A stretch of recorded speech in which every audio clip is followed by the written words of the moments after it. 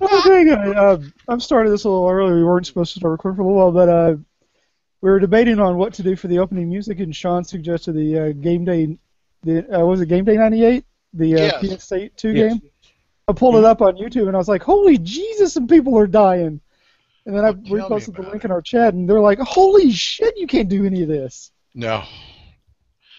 Man, Sean, you're like death. Man, how many times were people?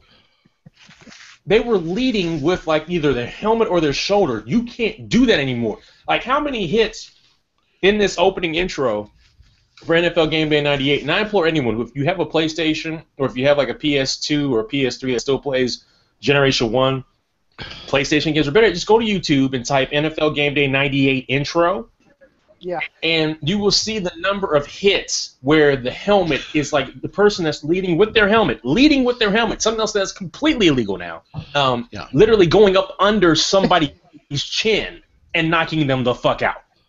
So there would be like every dead running backs were there in that because it wasn't wideouts, it was running backs. Oh, at least.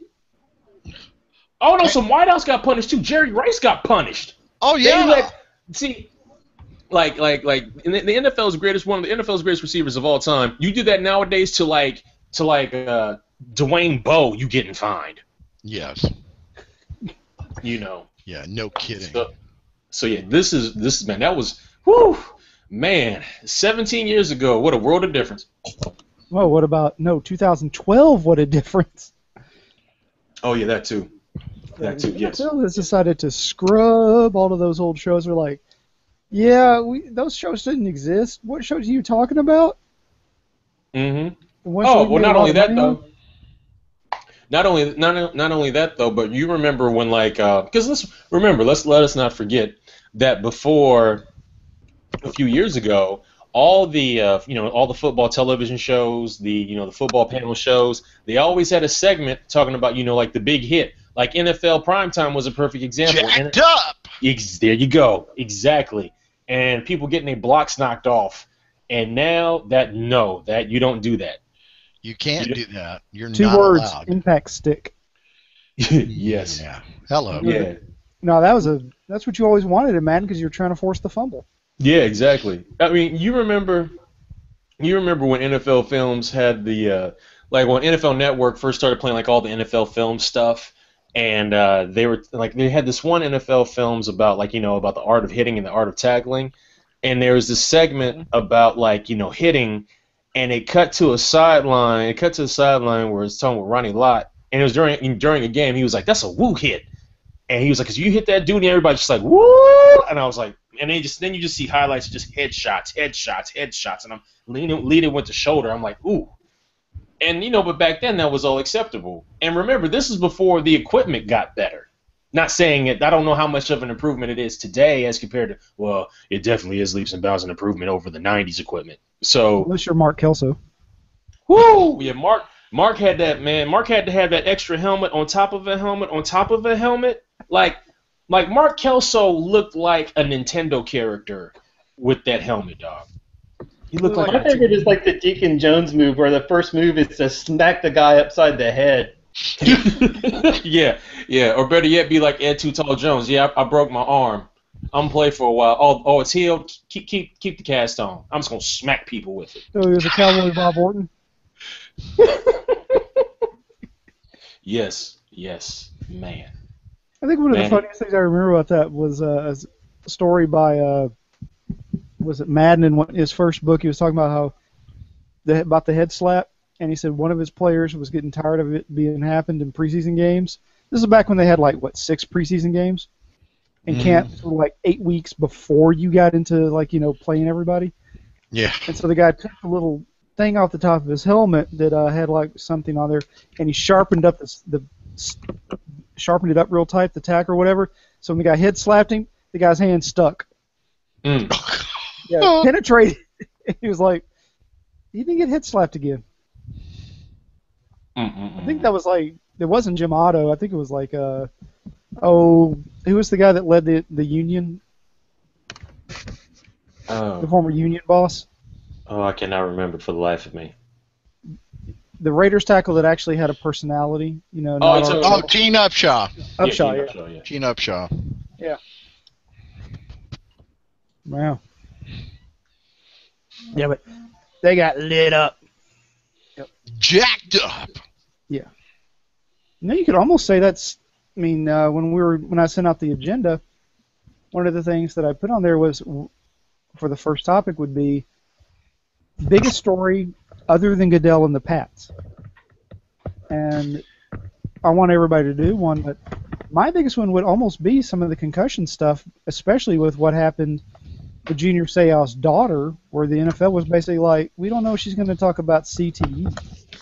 Well, And yeah. even more about CTE with the stuff and seeing all the different stuff like Jim McMahon and all the ex-players and all the issues they're having. So, I mean, that would be my biggest off-season story right now would be the CTE crisis.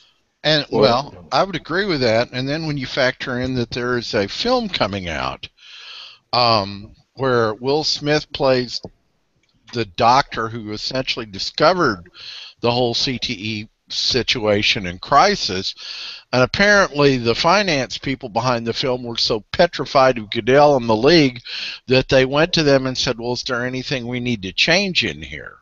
Which to me is ridiculous on its face. The NFL has a problem that I'm not sure they're going to be able to solve because I don't believe that it can be fixed with a helmet change. The simple fact is, as players have gotten bigger, stronger, faster, you shouldn't have 300-pound people run as fast and hit as hard as they do. The human body wasn't made to take that. And at some point down the line, and I don't know where, you're going to see insurance companies say, you know what, we're not going to insure you anymore. And they're already starting to see at the youth football level a decline in signups. And that's the canary in the coal mine to me, because if you got kids who can't play because their parents won't let them, then pretty soon you don't have middle school teams, you don't have high school teams, except in Texas. They're insane in Texas. And then eventually you see the number of college teams start shrinking, and then who's going to fill the NFL rosters in 10 years? We're only seeing the tip of the iceberg, guys. What do you think? Well, I look at it like this. What's going to end up starting, my personal opinion is what's going to end up starting to happen is that you're really going to see flag football become more of a thing for youth more than ever, because it's really, over the last, I'd say probably decade, it's been a thing now in a lot of areas that kids can play flag football up until a certain age, and they have to play flag football up until a certain age, and only after they hit a peak age, then they can go to contact football. And but in other states, it's all factory based. You know what I mean? So, yeah. But what I probably think will end up happening is it'll be more of a thing. Probably they'll just keep them with like flag football nationwide and and especially if the NFL constitutes it, you're like at least tries to push it and mandate it. Be more of a thing where you're going to see more states and cities go flag football. And because they go flag football, you may end up getting more kids out there, and then maybe by the age of 10 or 11, okay, you can put the pads on, and now we're going to teach you how to properly hit. We're going to teach you how to properly tackle. We're going to teach you how to like all these other things. And I think that's what they're going to have to end up doing, is literally pushing back the immediacy of putting these kids in pads and helmets right away. Because not only that, though, you also have to look at it like this. There's a lot of people coaching sports that should not be coaching sports. No kidding. And especially a sport as intricate and dangerous as football. You know what I mean? I see it in my own neighborhood. You know what? I'm sure y'all see it in y'all's neighborhoods. Like, there are people that literally know they have the proper training and all this other stuff. They know how to do the thing. That's great. But just because they know doesn't mean the rest of their coaches know. Right. You know what I mean? Just because somebody's pop has watched football, or somebody's mom has watched football, somebody's parent has watched football, don't mean that they're supposed to coach. So I think that's going to be the next thing too, is really pushing harder to mandate a better form of this is how we have to coach, and this is the training you have to have and be certified for. But then on top of that, then it becomes a thing of the people giving out certifications. You got to make sure that they just ain't handing out certificates just to make sure folks can play football. Right. Yeah, they're trying to do that. Think about youth football. It's also very expensive, so that's going to be one of the things that might cut into people playing football as well. Kids will still be standing on the street corner begging for money. Well, I know, and we that, see but- that here, but Yeah. do you think that maybe there might be a push to keep kids out of pads maybe until 9th grade? No. I mean, Well, if sports networks didn't have such a grasp of now basically advertising and putting putting youth sports on television, yeah. I would say they probably would, but no, man. Like we got scouts that are scouting middle schoolers. We got scouts that are scouting like 5th graders nowadays. 5th graders. We got. Think about it. We got like wealthy parents sending kids to quarterback camps at the age of like 6 and 7.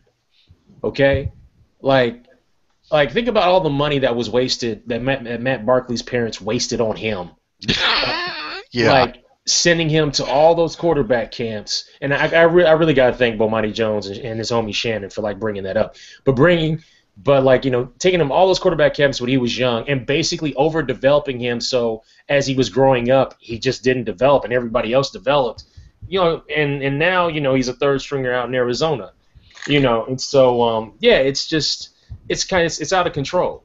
But this is what this is what happens when something just advances and advances and advances and advances without any true regulation.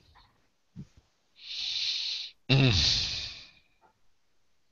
I mean, the NFL's trying to do that with the heads-up thing, and there are people are out there. I mean, I've heard them on NPR. I've heard them everywhere trying to get out the, no. We're doing our best. We're getting kids to teach right. But I agree with you, especially Sean, getting those guys who are 35 and are like, I can be a coach. Trust me, I can be a coach.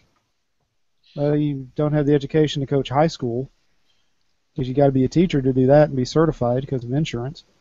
Mm-hmm. Nobody will do you for AAU because, what's the best way to get around here? What's the best way to get to be a college coach? Have a kid who's good. Yeah, well, that's more so, I think, for basketball. Yeah, that's football. Pure basketball. You're not going to see that in football because they're like, whatever. Right.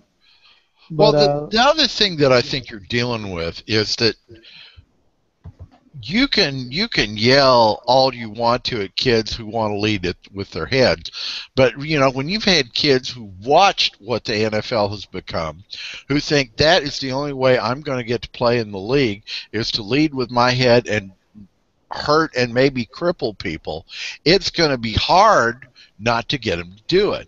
We're talking about regulation. They're going to have to be hyper vigilant about it, or more kids are going to keep getting hurt. Well, it's like in the NBA with the 3 and dunk.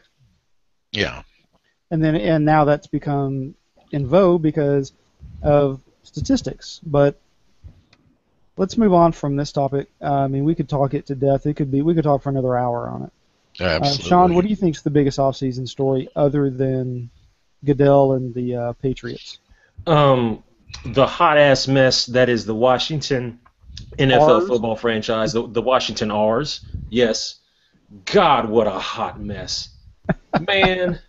From like Jay Gruden, from especially with Jay Gruden. Look, how you gonna sit there and hire a coach that doesn't fit your quarterback? How do you do that? How do you hire a coach because he was the only coach available, and basically that was the only job that was open? So hey, let's take this dude. And regardless of how you feel about Robert Griffin III and how basically Shanahan used him like a rental car, when you bring in, plus he also rushed his own rehab because he was scared that Kirk Cousins was going to play. Also, can we talk about this bullshit that is Kirk Cousins? Can we talk about the bullshit that is Kirk Cousins? Seriously, can we do this? We have seen this dude for 2 straight years. 2 straight years do the same thing. Have one good half and then play shitty the rest of the time. And every time Robert Griffin III does bad because, he basically rushed himself back to playing football when he shouldn't have, and they're like, well, it's Kirk Cousins' time. No, it's not. Yo, the best quarterback on that team right now is not Robert Griffin III because Robert Griffin really just needed rest. He needs to sit out a year is what he needs to do. Well, and he's going to do that now. He's going to have to because, and also some other stupid reason, the sidebar, the Redskins fucking kept him. Or the R's. See, I'm sorry. I fucking can't stand this franchise. The R's fucking kept him. Do you understand? Do you understand what it is that you're doing? If you put him out to play, and if Robert Griffin gets hurt, y'all are on. Basically, y'all got to pay up that $16.5 million next year. What the fuck is wrong with y'all? I don't want him going to Philly. Okay, I'm just gonna say this. By the way, I just have this one question: Is Kirk Cousins Commander Cody Jace, or is he Steve Bono Jace? Oh man, he's all Cody Carlson. He is Jace. Everything Cody Carlson. Everything. Dude, he is the reincarnation of Cody Carlson and Brent Peace. That's who he is. That's Steve Walsh or Jace. He's Steve Walsh or Jace. Oh no. I like Steve Walsh. I like Steve better Walsh. than no. It kind of fits though. But it all starts from the top. With the departure of Donald Sterling, there's no question that that Snyder, I can't even think of that dumb bastard's first name.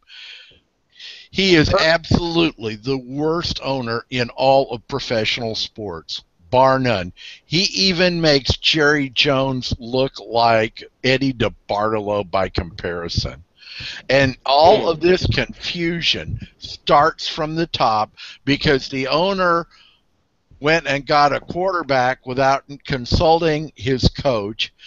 This is a man who thinks he knows everything about football when he knows nothing. At least Jerry Jones played it, for God's sake. And the man makes me wonder how in the world he ever made money in the business world. Kind of ties into that whole you're trying to be something that you're not that we were talking about with the concussion crisis. Yes. So what were you going to say, Sean? No, it's just it really just none of it really makes sense to me. Half of the management, half of management / coaches don't want Robert. The owner does, but but the new GM, the current GM, who's also kind of a hot mess.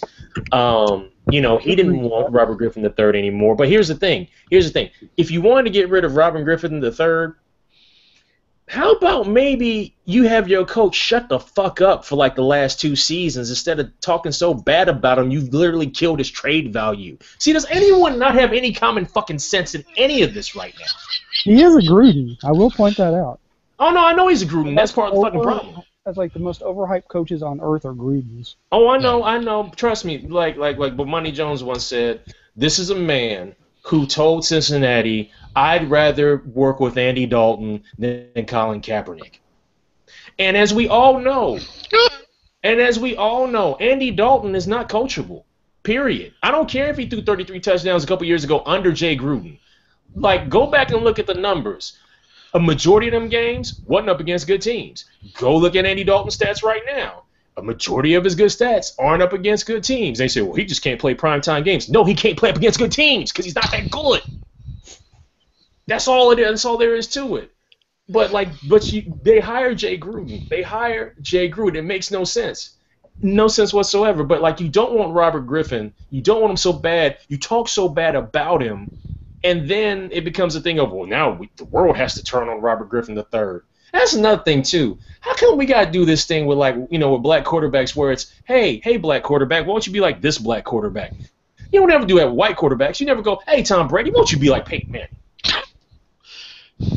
But instead it's, hey, Cam, hey, and when a couple years ago, hey, Cam Newton, why don't you be like Robert Griffin III? And now it's hey, Robert Griffin III, why can't you be like Russell Wilson? Or it's hey, before you know it, it'll be hey, Russell Wilson, why can't you be like somebody else that's black and under center? You know what I mean? They never do that on the other side. You know what I mean? You don't ever hear, hey, Ryan Fitzpatrick, man, why don't you try to be more like Ben Roethlisberger?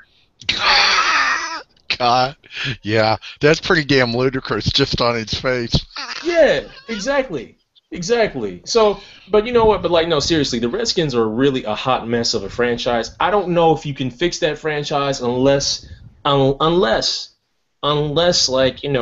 they sell the franchise to a new owner and start all over. But even that's not going to happen. Snyder's too fully vested in it. He's not giving up that franchise. I think they're trying to build a new stadium, and they've got a couple of places built. And what the hell's the matter with FedEx Field? It's 20 years old. Luxury boxes. Oh. And it's in the middle of fucking nowhere. But here's the thing, though: he wanted to build it in D.C., but D.C. won't do it because they're like, yeah, change the name. Yeah. Yeah. And I'm going to say this for the 98th time. You could keep the noble Indian on the side of the helmet. You could keep the fonts. You could keep everything. All you would have to do is change that ethnic slur to one word, and you go from a highness slur to honoring the originals. Just make them the Washington Americans, because then you'd say you would be honoring the first Americans, the original Americans. And who in the world would say anything then? You could keep all the Native American symbolism you wanted, but you Steve, get rid of that damn ethnic slur. Steve, that's political correctness. Oh, bullshit. Political correct is just another term for, I want to be an asshole and not get called for it. On that note, Glenn, what's your biggest story in the offseason that nobody's talked about? You think? Glenn? I'm going to say no. I want to avoid Goodell because you said so, but I think the constant PR issues that the NFL seems to be facing is going to be an ongoing story and something they need to fix aside from just Goodell. But my story is the salary cap going to tear apart the Seahawks? Because it's already seemed to be taking a hit where they've put together a pretty good team, but now the salary cap is going to start. They're going to start losing pieces of that team because they can't afford to keep it together. Yep. Cam Chancellor wants a new contract, but it's like, we just gave you one. You're only a year into a 4-year deal. And how exactly do you think Russell Wilson celebrated that contract? Not having sex? Hey man, leave his life choices alone, man. That's just Russ being Russ, man. He is not. But here's the thing: Russ used to be married. Mm-hmm. Oh, I know. That's just Russ being Russ, man. That's Russ being Russ. I wonder how much of his getting a relationship with Sierra is a reaction to Percy Harvin saying he wasn't black enough because his first wife was white. Well, first off, there's always a problem when you actually listen to anything Percy Harvin says. Hey, do not speak ill of the Florida receivers coach. Yeah, I know I shouldn't speak bad of the Florida receivers coach. He beat up the Florida receivers coach. And then he came. He basically was like dude and Captain Phillips. He's like, I'm the captain now. And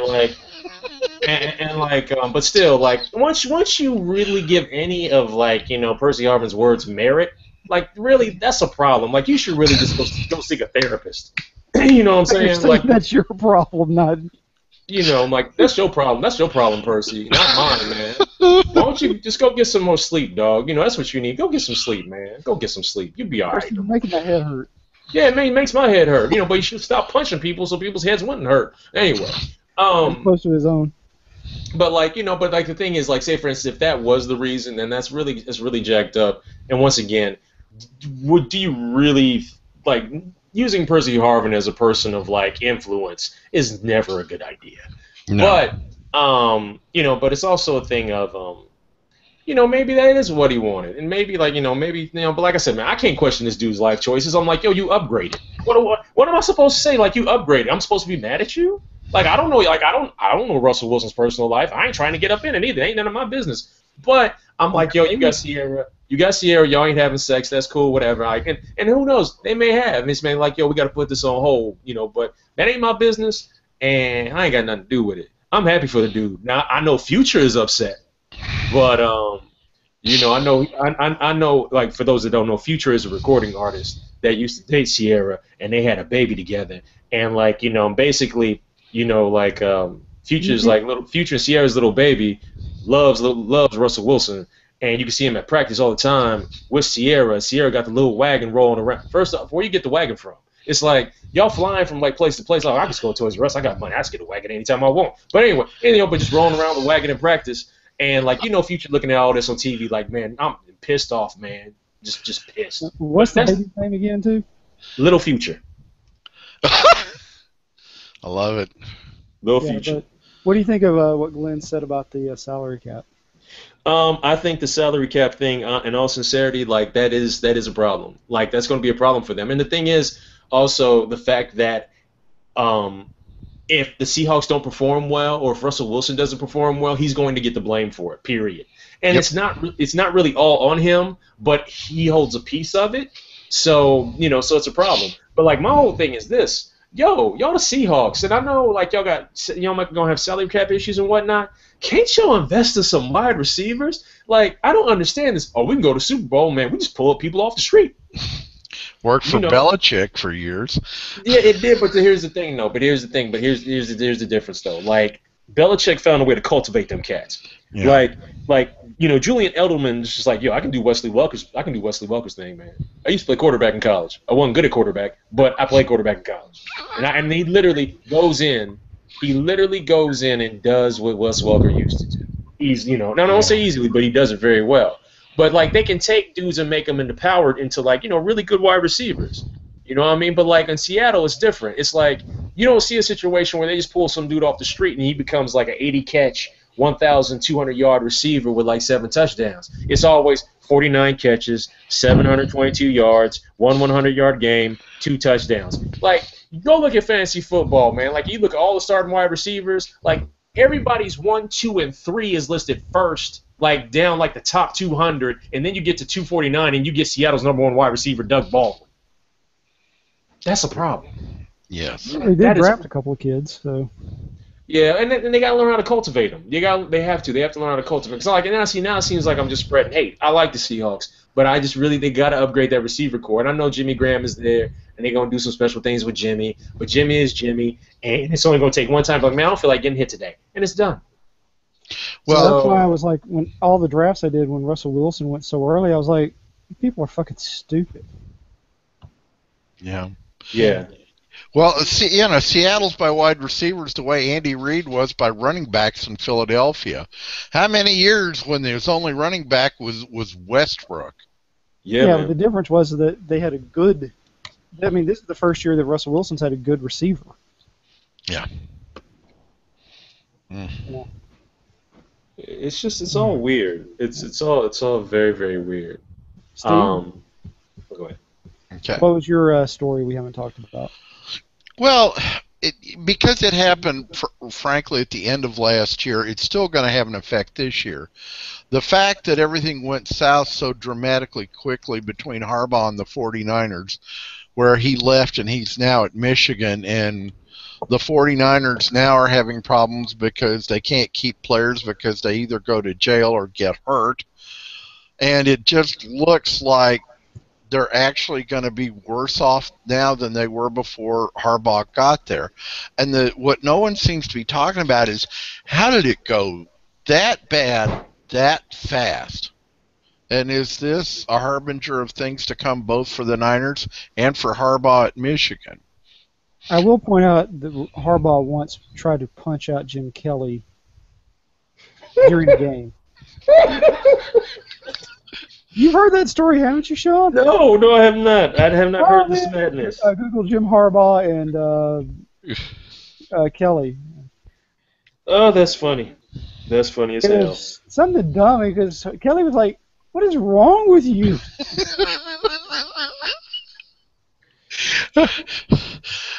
You know, I guess the burnout thing. He broke his hand punching Jim Kelly. That's in peace. Oh, I just pulled it out. Put it in the chat leak here. That is funny. Yeah.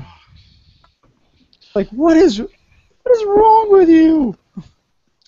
But you also have to wonder, as crazy as Harbaugh was, the 49er front office, they seem to have guys with issues, and they've had to let go of some of their better players just simply because of those issues. Um, I hadn't really thought they were all that they were cracked up to be, even when Harbaugh was at his peak.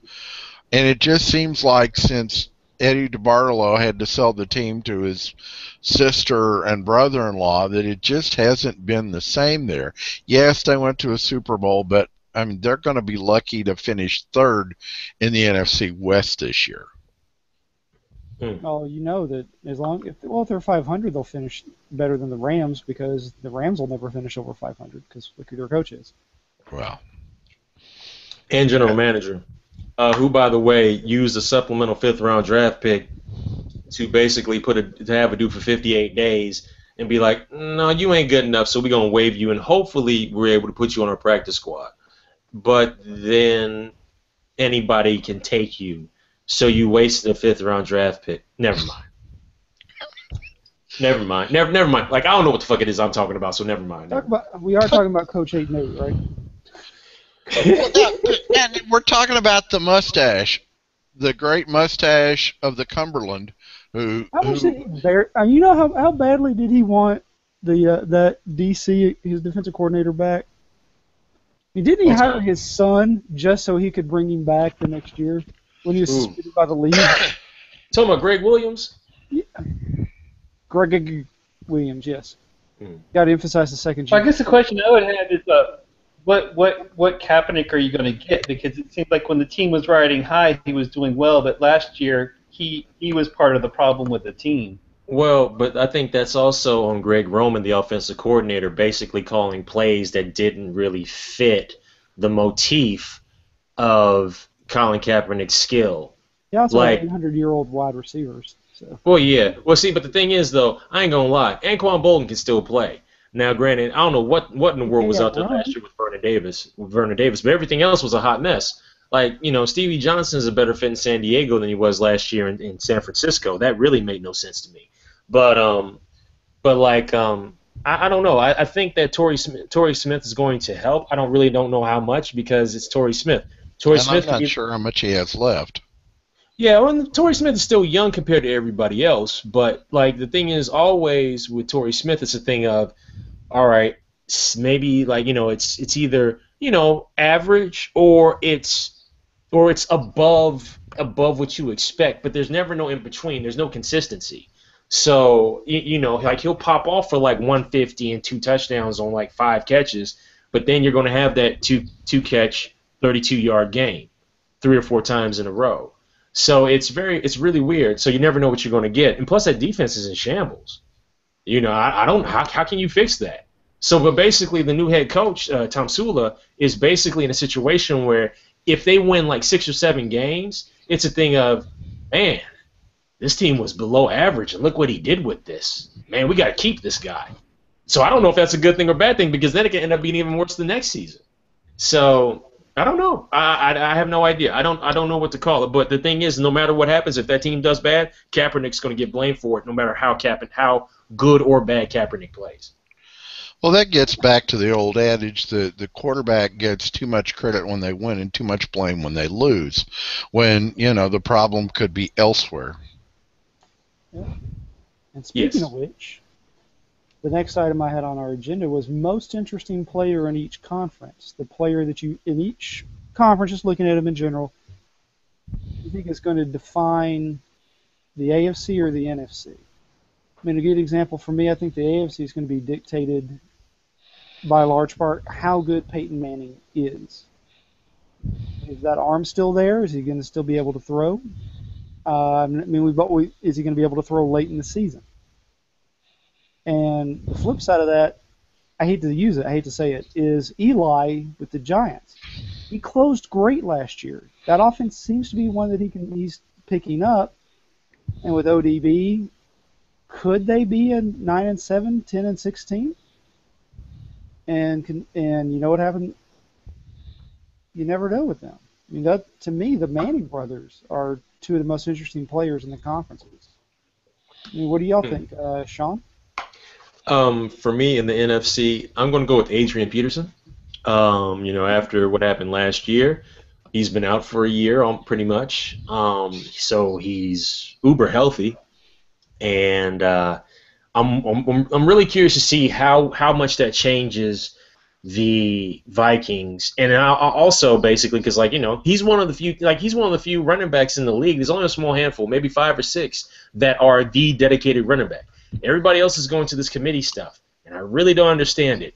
But then again, we can kind of blame a few running backs for basically turning the league into saying running backs have no value, so let's just do committee. And let me tell you something. And this just ain't for fantasy football purposes because I'm not talking fantasy football right now. I'm gonna tell y'all something. Period. Committees suck.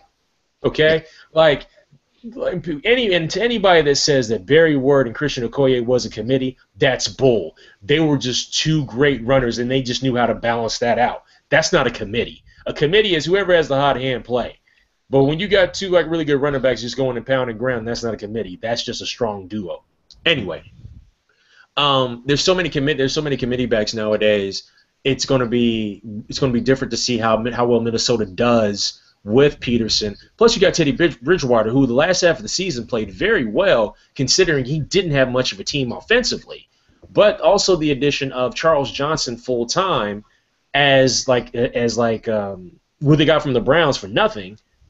Come to find out, this Charles Johnson kid is a good wide receiver. You're going to have Mike Wallace running those deep routes. Hopefully, Kyle Rudolph can stay healthy.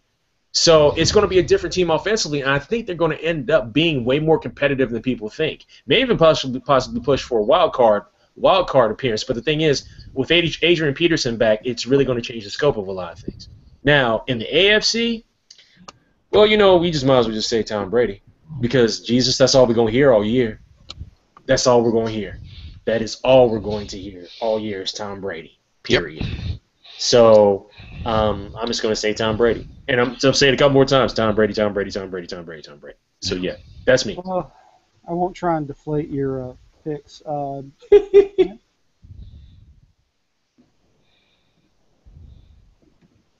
Glenn? Oh, hey. Well, in the NFC, I'm going to go with Aaron Rodgers. I mean, he seems to be a lot of people's pick for best quarterback in the NFL. Well, let's see if he can actually put a Super Bowl winning team together this year.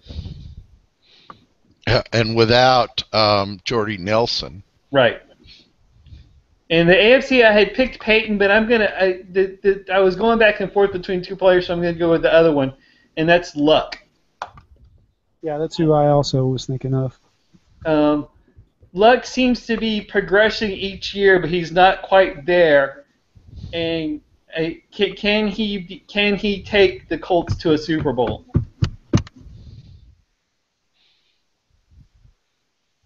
Yeah, I think that. Steve? Well, in the NFC, for once, it seems like the Dallas Cowboys did the smartest thing possible, which is not something you can say about that front office very often in the last decade. They knew well enough, although they probably could have gotten more for him and gotten more out of it. They were smart enough not to re-sign DeMarco Murray after he'd had his peak year, knowing that at his age, he was pretty much on the downhill slide.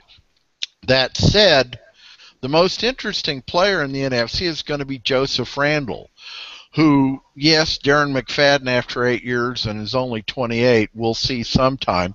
But Joseph Randle's going to get the bulk of the running. And if he can compete at anything close to the level of DeMarco Murray, the Cowboys could wind up in the Super Bowl. Of course, it's always dependent upon whether Romo gets injured or not. But I think that if Romo stays healthy again, I think Joseph Randle could be the key to the Cowboys maybe going all the way, especially if Rodgers can't overcome losing Jordy Nelson. In the AFC, I'm going to say Ben Roethlisberger. Is this the year that the transmission finally falls out for Ben Roethlisberger? I know you could look at that and ask the same question about Manning, but not Tom Brady, because Tom Brady is, as Bill Simmons would say, in full fuck you mode, and it would not surprise me to see the Patriots go undefeated. That having been said, I still think Roethlisberger had one of the best years ever, but I'm just not sure he has many more left.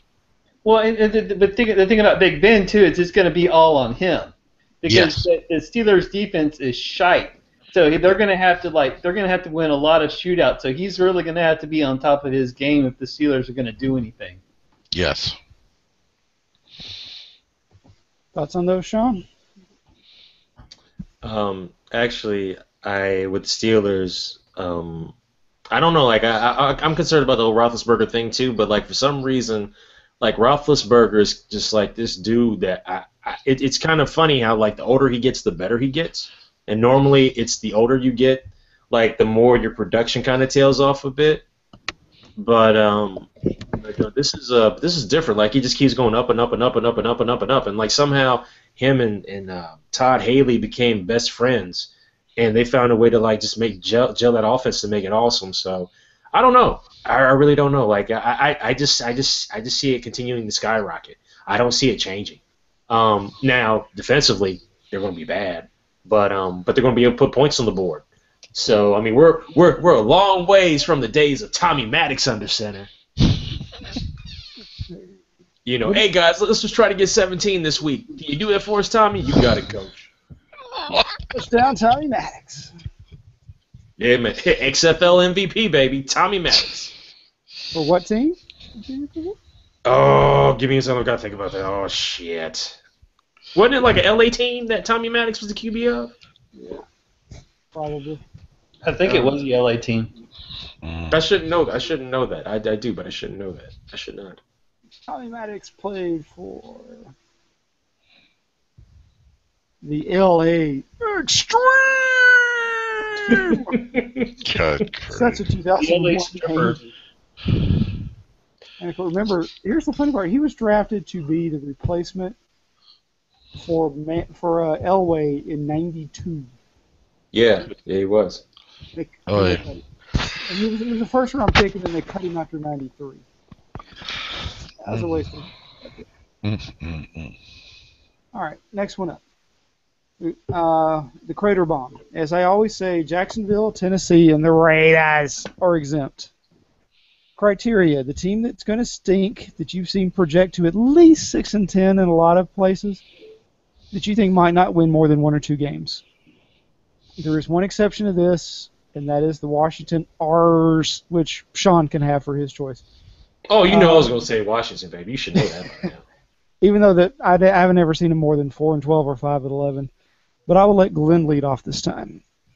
Okay, I couldn't find anybody that's going to be. I'm not going to say that this team's going to lose or win only 1 or 2 games, but I think Carolina, who I've seen as a possible playoff team, is going to have a really bad season. You think they're going to be under 4 wins? I think they could finish last in the South. Yeah. Because Carolina has nobody for Cam Newton to throw the ball to. Or run the ball, really. Yeah, and I think it's going to be a really long year in Carolina. And if you just go with the trend in the NFC South that there has not been a repeat division winner, that doesn't go well for Carolina either. They're the only one, so yeah. I could see them at 4 wins. Yeah. I'm not saying they're going to be 1 or 2 wins, but I don't think they're going to be near 500. Okay. Steve? The St. Louis, soon to be Los Angeles or Carson Rams. I've actually watched a little bit of them in the preseason since. Defense is scary, though. The defense is great, but they're not. If you can't score points, I mean, they're going to get tired of winning 5-3 football games pretty damn quick. And by the 8th game, the defense has got to be so damn tired, they're just going to say, "Fuck it, we're done." There's no real Nakawaka out there. Oh wait. The Cubs beat him last night. Thank you very much. No, I think the Rams. And another possibility. No extra possibilities. You get one. Okay. All right. I'll go with the Rams. I'll let Sean exit, but my choice, and it's going to be one that I think is kind of interesting. I think it's going to be Detroit.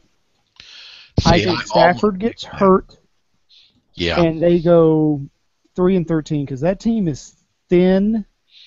And I think Megatron gets hurt, misses a couple games. Stafford gets hurt, misses a couple games, and they end up at 3-13. Not to mention they lost their anchor for their defense. Yeah. Sean, tell us why the R's are going to stink. How the fuck you gonna have a team led by Kirk Cousins? How the fuck you gonna have a team led by Kirk Cousins? We've seen this before. This is not a rewind. You've seen this before. We've all seen this bullshit before. And yet, lo and behold, we get another season. Hey, man, Kirk Cousins is here to change the world. He can do it all. No, he can't. Now look, he could surprise me, be good for 3 games, and then be shitty for another 13. I'm sorry. If I'm Colt McCoy right now, I'm pissed. Because Colt McCoy's the best quarterback on the team, and that's saying a lot because it's Colt McCoy. I realized that Commander Kirk got benched for Colt McCoy. Yes, exactly. Got benched for Colt McCoy, who ended up leading the team to beat Dallas in a game they shouldn't even have been in. And then Colt gets hurt. So then Griffin got to play a little bit. And stuff like that, because by that time it's like the whole franchise gave up on Kirk Cousins last year. After that, Kirk pouting and moping on the sideline, about to cry like Tim Couch back in Cleveland, and it was like, yo, man, it's either we got Colt or we got Robert. We come back next year. Oh, Kirk has all the intangibles. That's another thing too. One more motherfucker got one more time to say he's got all the intangibles. Oh, he's basically a leader on the field. So if he's a leader on the field, Sean, are you saying he's a gym rat? Yo, he's complete gym rat. He knows the playbook in and out. Like, he can tell everybody where to go. He's a virtual coach on the field. He knows everything there is to know about quarterbacking. Too fucking bad he can't execute. Exactly. You know what, man? Look, here's my thing. For all these motherfuckers that always want to give these fringe quarterbacks a chance, like, it kills me how many chances this dude is going to get. And here's the thing. He can play like shit this year. Scrappy. That's another bullshit thing. It's all fucking code. That's all it is. It's just bullshit code. Thank you. But but no, it's all the same. Like, they're not going to win, and if they do, I'll be surprised. I'm like, yo, I didn't think that they could pull it together. If they do, I'll be quite surprised. And like, hey, I'll eat my words. But you know what? Like, I've seen what happened in the last 2 seasons. I'm like, shit, I ain't want to watch fucking Washington football games. I had no choice for some reason. It's like, hey, why don't you play the R's today? Why don't you go ahead and put them on TV? Like, I want to see Jay Gruden. I want to see him. But I don't see it. Like, the only good thing Washington has is that defensively, that front line is really good. I'll give them that. That front line is really good. That secondary is mad suspect. Like, receiver-wise, like when Deshaun Jackson isn't on Instagram telling women that they should know their place, and like when Pierre Garçon isn't dropping easy touchdowns, and when it hurt my shoulder. What'd you say? My shoulder's hurting over Deshaun. Yo, who you telling? But like, not only that, he got hurt hitting a blocking pad. He's been out for 4 weeks for hitting a blocking sled. Oh, I know. Correct thing. Well, see, but not only that though, can Jordan Reed stay on the field? Jordan Reed's a really good tight end if he can stay healthy, but he's only one ACL or hamstring away from being out, or concussion. So, it's just like all these things come into play, and it's just like I just don't see it. And once again, it's Kirk Cousins. Like, I don't need to see Cody Commander Jr. I don't need to see it, and it's not worth my time. And like I said before, if they win 6 games, it's because of Alfred Morris and Matt Jones. Well, they're going to be in a tough division because Philadelphia and Dallas are going to be good, and New York Giants are going to be better. So, I mean, they're the worst team in their division, and that doesn't help. No, it doesn't. I got a question for you. Okay. If Robert were to go to a team that actually knew what to do with him, is he salvageable or is he just done? Who is this? Robert Griffin. Oh, no, if he goes to a team that knows what to do with him, and also at the same time, like, he's let his body heal and isn't in this, like, rush to constantly prove to the world that he's the man and he doesn't have somebody looking over his shoulder, yeah, he's more than salvageable. And the thing, but I think my thing is, like, he doesn't want to be that read option quarterback anymore, and you can't blame him after Shanahan tried to kill him. So, but he can do it. I think he has everything he needs to. For him as an athlete, even with the injuries, I think he could do it. You just got to find the right team for him, and I think him not playing this year is going to be good for him. But the thing is, he's going to end up being on that field. I got a bad feeling he's going to end up being on that field this year. I don't think he needs to change his style, but I think he does need to learn how to fall down. He seems to take hits the wrong way. It's also his build. He's got just a skinny build that doesn't help as much. I know everybody keeps saying they want to see him go to Philly. I tell you, the two teams I think he'd be best for, Houston or Arizona. Well, Arizona I can see, but it can be a coach whisperer, and so can the boy in Arizona. Yeah, but the thing is, you know how Bill O'Brien is, man. Like I don't know if I don't know. Seriously, that's every other word out of his mouth. Oh, exactly. But I don't know if Bill O'Brien would take a quarterback like Griffin. He's not a pro style. What you say? Because he's not a pure pro style. Probably, yeah. I think that may play into it. But look at all the quarterbacks since he's been at Houston that he's tried to make work. You know what I mean? Ryan Fitzpatrick, once again, another dude. Hey, we've seen this before, y'all. We've seen this before. Ryan Mallett. You remember when Ryan Mallett was supposed to be a first-round draft pick, and he was like, "Don't stay at Arkansas." Steve does. Just shut the fuck up. I don't want to talk about Ryan Mallett. Didn't he almost beat Ohio State one year? Yes, he did. Almost was his key word every year. I'll give him credit for being a good college quarterback. Yeah, that's it. He was a good college quarterback. But still, he was on the Patriots. Dude win with Case Keenum. Dude won with Case Keenum. Yeah, he did win with Case Keenum, and he was like, "Well, Case got to go." I don't blame him. And I'm like, what you say? Don't blame him. I don't blame him either. Because Case Keenum isn't a long-term solution. But neither is Brian Hoyer, and neither is Ryan Mallett, and neither was Ryan Fitzpatrick. You know what I mean? To me, it's just bad. It's just all bad. And I guess Houston's got a good team. Now, granted, Arian Foster got them hamstring issues, and the backup running backs aren't really that great. You got a good receiver core. Defense is always solid, but can you move the ball down the field? Can you move the ball down the field? If you can't move the ball down the field, you can't have 6-3 ball games. You can't do that all season. J.J. Watt can get at least 6 by himself. J.J. Watt can get 6 by himself. Exactly. Don't be surprised when Captain America gets under center and J.J.'s throwing passes, because it's going to come to that. So I don't know, man. What about Arizona? Now, see, I think Robert Griffin could work in Arizona, and I think Bruce Arians would love to take that on because he likes challenges. My concern is that, but he just traded for a scrub and Matt Barkley. Because who was going to be the third string quarterback there? Logan Thomas. They got rid of Logan Thomas because Logan Thomas had those accuracy issues. Although it's funny, Miami signed Logan Thomas though, which is really strange. I hope it all works out for Logan Thomas, and it might work out for Matt Barkley. I don't know. No. I doubt it because but if you look at the line of USC quarterbacks since Matt Leinart, enough said. So seriously, go look at the NFL success for USC quarterbacks since Matt Leinart, and there really hasn't been anything. Leinart is a guy they said that probably if he would have been if he had gotten a coach like the guy in Arizona or the guy in Philly as his coach, he would have done well because they emphasized the stuff that he did well and not the train wreck that is Wisenhunt. Yeah, I know. Yeah. Well, I think Sanchez had a couple of good years with the Jets, but other than that, he had them in spite of Rex Ryan. Well, they had a really good defense and running game, and Sanchez didn't have to do a whole lot. True. Which is the best thing for Mark Sanchez. Yeah. Okay. Next one up, I just don't see it. Steve, I didn't want you to keep going because you had actually picked the team I picked that you thought might be the crater bomb, the Rams. That's the team that I see as everybody keeps saying is the hot team, the fringe playoff competitor. I'm thinking, no, they're going to be 6-10, 5, and they're going to be drafting at number 9 again. And they'll probably take another defensive lineman or another running back. So, I mean, that's what I'm thinking for that.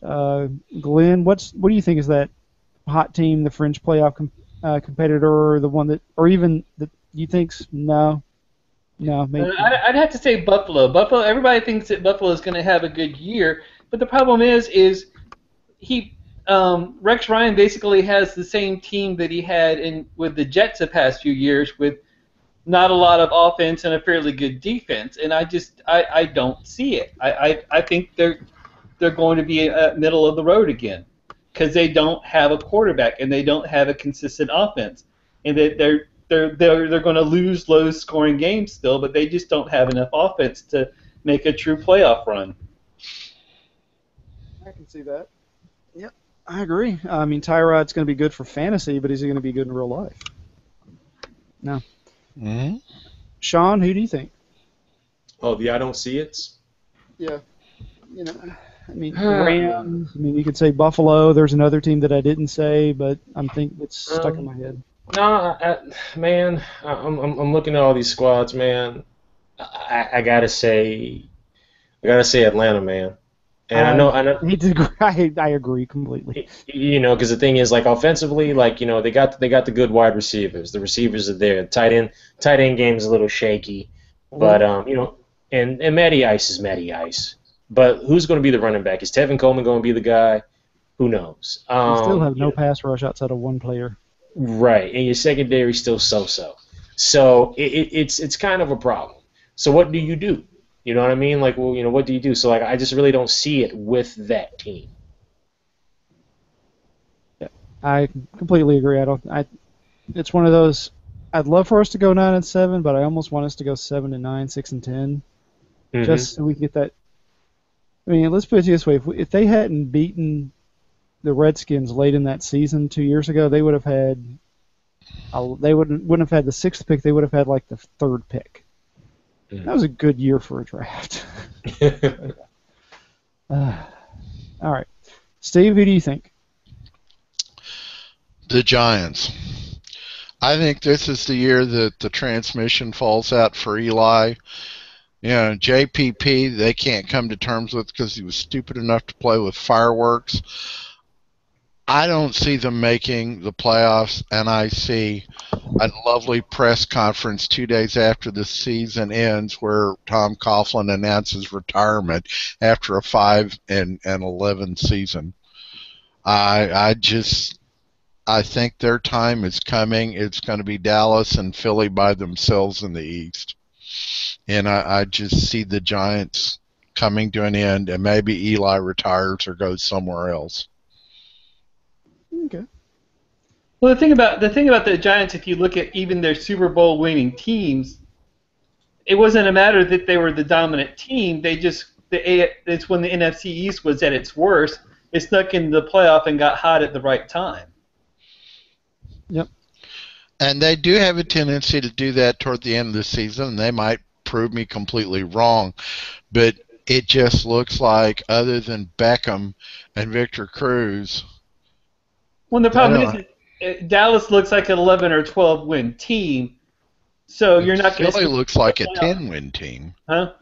And Philly looks like a 10-win team. So you're not going to sneak into the playoffs at 9-7 like they did when they won the Super Bowl. Exactly. Yep. Next up, we've got the shooting star, that 7-win to fringe playoff. You see, with a few breaks, being 13-3, 14, either getting the top seed or getting the number 2 seed. I actually have to flip the script on that one, and that, Steve, I actually think that's going to be the Giants. I think with a couple of breaks, that team could easily go 11-5, 12-4, maybe, and competing for the top seed because they've got a good offense. JPP is, and their defense is the only thing that scares me, but I think that team could compete for the number 2 seed because I don't see it occurring in Dallas. Philly could go 10-6, 11-5, but if you're talking about a team that could come out of nowhere to jump up for a top seed, I think that's going to be the Giants. I think that could be the Giants easily. That offense is going to be very, very good. It's going to throw for a lot of yards. It's a ball control type passing too. I know Sean hates those words. Mm-hmm. Yes. But call me insane, but I got to take a shot. I think that they could compete for the number 1 seed and number 2. Sean, what do you think? Either on my pick or your pick. No, I'm going to talk. You're going to talk about the Giants again. My whole thing is, and I'll speak on this a little bit too. If I'm looking at Eli Manning's numbers, and if you really if you put his numbers together and collate them over his entire career, he averages 23 touchdowns and 18 interceptions a year. He turns over the ball way too much to keep them in games, and he cuts back. And now, like it's rare when a quarterback at his age, who is turnover prone his entire career, cuts back on turnovers. Yep. So if he can, then yes, they will be successful. But also, I need to know who's going to be the running back on this team. Are we going to do this committee shit here too?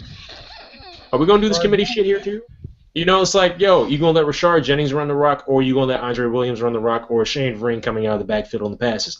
Like, I don't mind a third down back. I'm just old school. It's like, yo, have a committed back, have a dude that can spell your committed back every now and then have your third down back. That's fine. But this committee shit is just for the birds. This is why offenses can't get rolling, in my personal opinion. But I may be wrong. I'm sure some analytics dude will come in like, yeah, you're absolutely wrong here because the numbers stayed here. I don't give a fuck, okay? I don't care. Just find a lead back and run with it. But I just don't know. Like, we all know ODB is going to be good. Odell Beckham's going to be awesome. So that's not a problem. Like, Ruben Randle may really have a really good surprising year this year. You may not see Cruz until week 4, though. But the key here's the key. The real key in all of this the real key, in all sincerity, is Larry Donnell going to be allowed to be involved in the offense? He's a great red zone target. He's not the fastest tight end in the league. He's one of the slowest, actually.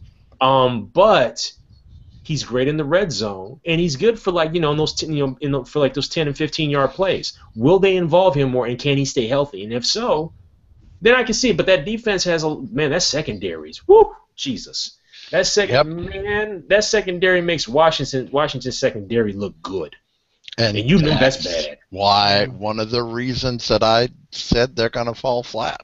Yeah, there's 2 other teams that I think that I could put up there, but I know I didn't want to step on anybody on those, so I decided to pick one that's a little bit out of the box. No, and that's fine. No, and that's more than fine because it does lead towards a great discussion. You know what I mean? It does, because like the NFC East is always going to be this division where you're going to have like 1 or 2 teams. Like, you're going to have the division winner, and then the 2 teams below are 10-6. Like, this is probably going to be the 3rd year in a row Philadelphia wins 10 games, and the 2nd year in a row they don't make the playoffs. Because, like, ever since Chip Kelly's taken over as coach, that first year they went to the playoffs, and somehow he found a way to coach Nick Foles to a 27-touchdown, 2-interception stat line, which is fucking incredible, by the way, which is unbelievable. And the thing about that is, you rode that to winning a CGS league that year, didn't you? Sure did. I just took that shit and ran with it. But the whole thing is, it really proved how worthless all that was when basically they traded him to the Rams for a dude with 2 ACL tears that's been ski masking money since he came into the league. He turned down an extension today. He turned down an extension because he had a good preseason. He had a good fake football, y'all. It's fake football until somebody get hurt. Once again, Bomani Jones, thank you for that, because that's a brilliant analogy. I should thank John for getting me on to listening to Bomani Jones' radio show. It's just fantastic. But like, you had a good preseason, but it's the preseason. Can you stay upright during the regular season? Last time you stayed upright was your rookie year, and that was the year that your division was so bad, y'all could have been in the playoffs, but y'all couldn't beat Seattle, and Seattle won the division at 7-9 and ended up beating the Saints in a wild card game. Like that's the closest you've ever been to success, Sam. We don't That's talk the about. closest. That's the closest Sam's ever been to success. Yep. You know, like this is to me, this is nothing but Bobby Hoying all over again. Ooh. You know, and the thing is, in the year that was the year the Eagles went 7-8-1. Bobby Hoying came out of nowhere. Nobody knew what to do with this dude. He put up numbers, and then the rest of the league found out. And they came back next year. Bobby Hoying's like, I'm the man. And the NFL was like, no, you're not. Gone. Now then he ended up being a backup for like the Oakland Raiders for a few years. So and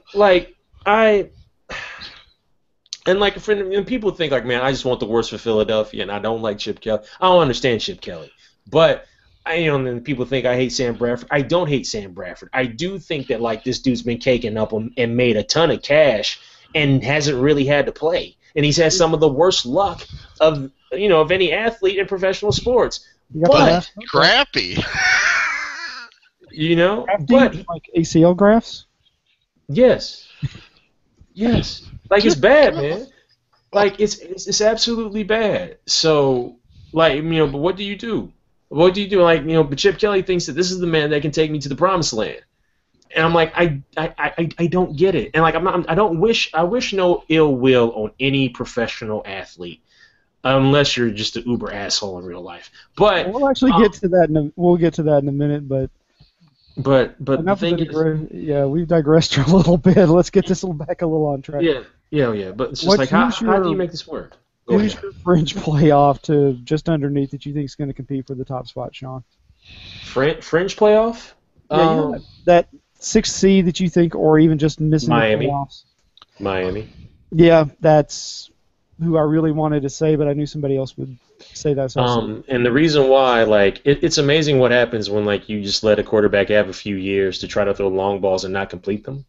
And he finally learns how to do so, and they finally start putting, like, some decent talent around him, and they finally realize, oh, hey, we can win if we give Lamar Miller the ball 20 times. And 20 times doesn't mean 20 handoffs. It could be a combination of handoffs and swing passes. So I think they also realized that, Mike, maybe we should have a receiver that runs deep that doesn't short arm it. Exactly. Yeah. And the thing is, like, also bring in a veteran that can teach these other wide receivers how to play football. So it's a better balance. So, like, by having Jarvis Landry, who is the number one guy, a strong rookie, hopefully, in Devontae Parker, plus you got Kenny Stills, Kenny Stills could be the make or break for this team. Like, Kenny Stills could be a superstar. Or he got $1 million body and a 10-cent head. Yeah, I know. But like Greg, that's why you got Greg Jennings there. Greg's got to keep it all together for that core. Yes. And if Lamar Miller can stay healthy, but they got to give Lamar Miller touches. They win when they give Lamar Miller touches, but somewhere like in their mind, they're like, well, we can't give him touches. We need him all season. Well, you got to give him touches because that's how you win. Yeah. So it's like, what do you do? So, like I said, that they're my French team because defensively they've always been pretty good defensively over these last few years. It's just that they were always in a situation where it's like, the defense can't always keep you in the game. The offense got to do something. So now their offense, I think, can do something. But I'm say this. I'm just going to leave this with this Miami thing. I'm going to go back to the quarterback thing with Tannehill. Tannehill was a wide receiver that was turned into a quarterback. Yes, I know he's tall, and once again, he has the quote-unquote code intangibles and all this other stuff. But do people really think this dude's a franchise quarterback? You got enough money. I don't get it, man. I don't get it. Like this is the state of quarterback in the NFL right now. We are calling Ryan Tannehill a franchise quarterback, This is the state of the NFL. This is the state of the NFL. Folks was lined up to sign Josh McCown. This is the state of the NFL. Well, it's an NFL quarterback. This is the state of the NFL. Ryan Fitzpatrick is getting to start again. And I don't care if Geno Smith got punched in the jaw. Still, Ryan Fitzpatrick is still in the NFL, and we all know what this dude does. Nothing. He's played on 45 teams. So he's the Mike Morgan of the NFL. Man, Yes, he is the Mike. Man, Mike Morgan, you done took me back. Let me pull up my Cleveland Indians baseball card. Hold on one second. How many What different? was that? My Dodgers card. Hold on, where is it at? Sorry. Oh, go ahead. Sorry, go ahead. I'm sure. All right. Glenn, who's the team that you think is going to be the borderline playoff that could compete for the top? Okay. The caveat on this is a lot of things will have to go right for this team to do this. But I'm saying the Houston Texans because I'm just now looking at their schedule. In addition to playing their own crappy conference, who the only team that's good is Indianapolis, they're also playing the NFC South. So you've already got them at 7 wins, I'm assuming. Now. In addition to that, they have games with the Jets and Buffalo. So there's 9 wins. If they can at least put some, and I know that they're going to be offensively challenged, but if their defense plays as well as they do and they can score any points at all, they have a chance to put a good record together. But they know who their quarterback is, right? Yes. One of the McCowns. Right, I understand that. And I'm saying a lot of stuff would have to go right for this to happen. But their defense is going to have to keep them in a lot of games. If you add up the McCowns, do you even equal Tim Hasselbeck? No. And Tim Hasselbeck was whack as fuck. No, not Tim. Who's the shitty with the one that's got that's Elizabeth Hasselbeck's husband? Tim. That's Tim. That's Tim. Yeah. Yeah. Tim was the bad Matt's the one. guy that went to the Super Bowl. Tim's married to the bimbo. Matt Hasselbeck went to. He's a career backup. Tim's the one married. Yeah. So if you add up the McCowns, you don't equal Tim. Okay, that's what I was. Yeah. Yeah. I mean, the Texans is one of those teams that they could either go 6-10, or they could go 11-5, 12-4. Because, like you said, I mean, they got the Chiefs, Panthers, Bucks, Falcons, Colts, Jags, Dolphins, Titans, Bengals, Jets, Saints, Bills, Patriots, Colts, Titans, Jags. They've got a cake schedule. They've only really got 2 games, maybe 3, that you could go, yeah, you're probably not going to win. And that's all I'm saying, really, is they've got a favorable schedule if they can put any kind of team together that they could do well. Well, I mean, that's the whole point of this, is that it's a 7-9 to 9-7 team you think could go 12-4 and compete for that 2 spot. 1 or 2. Steve, what's your choice? The Bears are still a year away. You better not fucking say them. From what? 6-10. No, they've got to rebuild their defense. They're not the team. But you know who could be? Steve, that defense is 3 years away from being a top 20 defense. John Fox is known for doing turnarounds. It'll take 2 years. But that's not the team I'm picking. Same division, though. The Vikings. There's no fucking way the Vikings are going to win that division. If Rodgers can't get them together, who else is going to do it? Teddy Bridgewater is underrated, and no, I'm not going to say he's scrappy. I think Peterson puts together one last good year. I really think they are a sleeper team. I think they're a team that could win anywhere from 9 to 14 games if everything falls right. They are one of the big hot teams, so yeah. I think there's a reason for that. I could see this team going as far as the 2nd seed. If the Packers falter, I like Bridgewater too much. I think the Vikings are the team. I mean, their schedule's not horrible. I mean, they've got a Thursday night game at the Cardinals. Other than that, they don't really have anything different. No weird games. So I mean, I could see. 10 wins is my cap on them, but I can see your point. Sean, what do you think of that? Oh, Minnesota. I could see Minnesota possibly getting 10 wins. I could see that. Like, the Browns' biggest downfall is drafting is drafting Johnny Manziel before Teddy Bridgewater. But then again, we all have Mike Mayock to thank for that. So we had a homeless person to blame for that. Oh, and that too. But no. But remember, man, like Mike Mayock, like basically made it his like career life goal to like bury the name of Teddy Bridgewater. It's so bad. Like once again, why the fuck do we take stock in these draft analysts? Why do we do that? Anyway, that's another story for another time. I think people are too mesmerized by Mel Kiper's hair. I would say they've got an early bye, but they've got at Detroit, at Chicago, at home versus St. Louis, at Oakland, home versus Green Bay, and at Atlanta. If they're gonna get that 10 win, they need that's the stretch where they need to get some wins. Right, exactly, and I think they can do it though. I mean, because the thing is that as long as you have like a controlled, balanced running game, and the thing is, the running game is Adrian Peterson. And so that's going to keep defenses honest. But see, also at the same time, then you can actually do play action, and people believe it. This is the whole thing. You can't do play action when you have a committee, because no one believes you. You know what I mean? Like right. if I come in, I'm Houston. First off, I got Brian Hoyer. So I'm not really going to believe anything that you put in front of me. So you got Brian Hoyer, and I got Josh McCown, same quarterback. Yeah, exactly. And so like, you got him, and then you got Alfred Blue, and you got like Chris Polk. I'm not going to believe a play action because I know those guys aren't explosive. So it's just like this ain't gonna work. But in Minnesota you could do that though.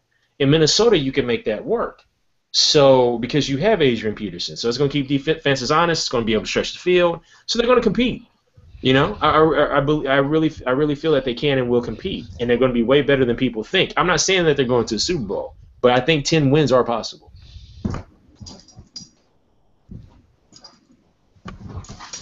Yeah, that's it. All right, Sean, I'm going to let you be the first one out. With the caveat on this one, the caveat being, remember, your number one choice has 3 more years of guaranteed money left on his contract after this. Ooh. It's boiling coach, first to get fired. I'm sorry. Like, first coach to get fired. Boiling coach. And I was like, remember, man, he has got 3 years left guaranteed after this year. Man, Gruden. Man, that's AKA Bad Luck Schlepperock. Jake Gruden, AKA the Tommy Aaron of football. Yes. Tommy Aaron. First coach to get fired. I'm sitting there, I'm looking at all. You know what? Here's the deal, flat out. If Cleveland does not at least start off 500 after the first 8 games, I think both Mike Pettin and Ray Farmer getting fired. Like, period. Because the thing is, like, I don't hate Mike Pettin. Mike Pettin's like, yo, this is what you gave me. Well, fuck it, I'll make this shit work. But Ray Farmer is that type of dude. It's great to see, people of color as general managers. You know what I mean? I think that's wonderful. But, Ray Farmer is going to be the dude that ruins it for other people of color to try to be general managers. Flat out. Now, I know. Houston's GM is black. I know, but what I'm saying is... I got 2 words, Ozzie Newsome. Oh, I know. That's what I'm saying. Like, Ozzie Newsome is great. The brother in Houston is good. I think they also got a brother out in Arizona. But what I'm trying to say is, Ray Farmer going to make it bad for everybody. See, because the thing is, we've been having quiet success. But you know Ray Farmer's out here publicly... I know it's Cleveland. Does Cleveland fall into the... It's Cleveland. I know, but still, Ray Farmer is having loud mistakes. Anyway, if they're not 500 by week 8, he's going to get fired, and it's not even. Pettin's going to get fired. It's not even his fucking fault. Yep. This team is terrible. Period. Mm-hmm. Like, in all sincerity, you know what you're going to get with Josh McCown. Why don't you just let Johnny Football play? Thank you. Just let Johnny Football play, because you already know what you got with Josh McCown. You already know. So just let. He's got an elbow injury, so. Man, when you got a quarterback on a pitch count, see, that's yet another problem. You got a quarterback on a pitch count. You're a quarterback on a pitch count. That's bad. That's real bad. Yeah. Like, you got to sign Austin Davis. They signed Austin Davis. And I kind of like Austin Davis, but, like, I ain't trying to start Austin Davis. That's how bad it is for the Browns right now. Brown, like, think about it. You have the opportunity to play in the NFL, which so many people would covet. And they got dudes on this football team that don't even know if they really want to be the dude. You got a chance to be a starting running back, a starting wide receiver, and there's some people on that team like, man, I don't know. When your best like Andrew Hawkins is a really good wide receiver. I like Andrew Hawkins, so there's no beef with him. Like, I think Brian Hartline, he's Brian Hartline. But in all sincerity, the best wide receiver outside Andrew Hawkins is a fucking former quarterback, Terrell Pryor. And if Terrell Pryor didn't have those hamstring issues, Terrell Pryor would be starting alongside Andrew Hawkins right now. Yep. When Dwayne Bowe is third string. And like Ray Farmer signed him to a 1-year, $9.5 million deal. Oops. I needed to clear up, Cap. One thing I did forget to put on that, there is a caveat. If you don't think anybody is going to get fired, you can list a random coach that's going to get fired at the end of the season. Like, you think we're going to make it through without anybody getting fired? But one of the Black Monday coaches? Yeah. Oh, no. Somebody going to get fired in the season. This is the NFL. NFL love ratings. Somebody getting fired. So I'm telling you, like, all eyes on Cleveland because this is a hot-ass mess. Flat out. Glenn, who do you think? I've got two coaches that are not going to be coaches at the end of the season, and that's Coughlin and Fisher. But I think if you're going to have coaches fired during the season, it's going to come from the AFC South. It's either going to be Wisenhunt or Gus Bradley from the Jags. And my money's on Wisenhunt. I think if the Titans start off really bad, he's out. After only a year and a half? After only a year? Yep. Yeah. I can't argue with it. I hate Wisenhunt as a head coach. So. Yeah. Yeah. Bradley, I feel sorry for Bradley, but Bradley's actually going to be my choice if you had to pick in season. If you had to pick, for me, I were to go at the end of the season, I think Indianapolis is going to do something stupid and fire that head coach at the end of the season. Pagano?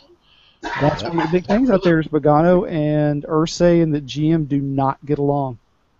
Yeah. Because Pagano wants more control, and they don't want to give it to him, and he's butting heads with the GM. And the GM, I don't think, hired him. No. No, he didn't, and that's and the thing is, like, you're winning with this guy. You're really winning with this guy, and the team likes him. Don't be that dude, Grigson. Don't be that dude. And he's going to be that dude. And I'm like, yep, you're going to fuck it up for everybody. You're going to fuck it up for everybody. It's like, we need to draft more wide receivers. No, you don't. You know, he's going to be that dude. Yeah. It's like, basically, like, this dude is making it harder for the coach. He's the GM is making it harder for the coach. I'm like, it's just so stupid. So fucking stupid. Yep. Steve, who do you think is going to be the first head coach to get fired? Well, you always have to look at the Raiders because the Raiders' propensity for doing something insane and crazy. But no one deserves it more. Sean? Thank you. You know how I feel about Jack Del Rio. I purposely forgot him on purpose because he makes me that mad. Didn't you once call him Jack Del Racist? Yes. Actually, I don't think you did. I think I made that up, but it's true. Because he got Shaq Harris fired as general manager.